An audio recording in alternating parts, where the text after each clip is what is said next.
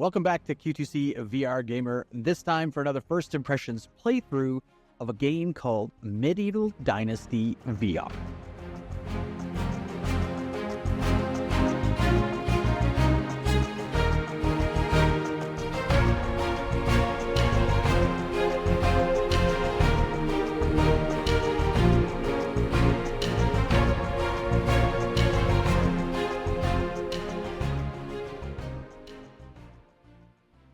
Today, I am thrilled to introduce you all to a game that I've been waiting for a very long time called Medieval Dynasty VR. Medieval Dynasty is actually a flat game that's been available on Steam since September of 2021. Can you believe that? And it's finally made it to virtual reality.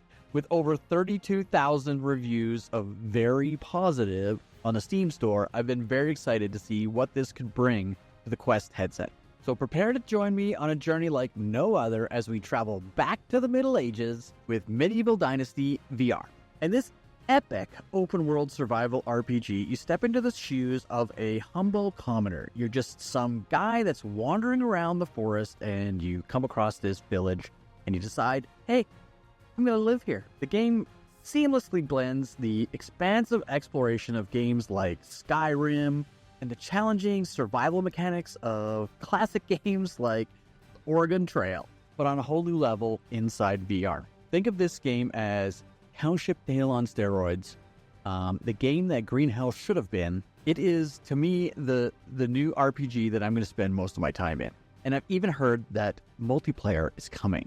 Whether you're tending to your crops, negotiating with neighboring villages, doing quests, negotiating your pay with the quest giver that's in those villages, defending your home from raiders, wolves, and grizzly bears. Every action you take feels super authentic and totally impacts the way that you live inside this world.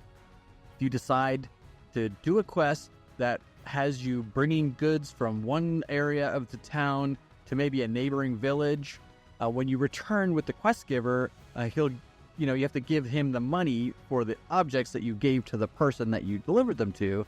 But you have choices. You could not give him all the money, not give him any money, or give him all the money. All these different things impact how you interact with people and how you would live inside this world. Are there some issues with the game? Sure. I ran into a couple graphical glitches where I could teleport items through walls and things like that. That was kind of weird. Some of the items I couldn't pick up, but I'm talking maybe 3 glitches in a 3.5-hour play session. How they got this onto a Quest headset to me is super impressive. What's even more impressive is that this can work on a Quest 2 headset, not just the Quest 3 and the Quest Pro. There's tons of locomotion settings from teleporting, smooth running, smooth turning, snap turning, left-hand dominance, right-hand dominance, sitting or standing.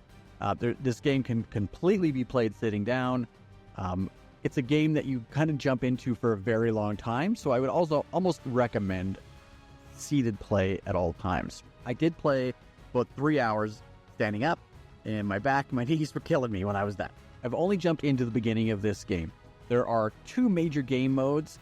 Open world survival, where you just go out, find resources, and live. And there's a story-based, quest-driven adventure, which is the one I've been playing. It's kind of a new take on things.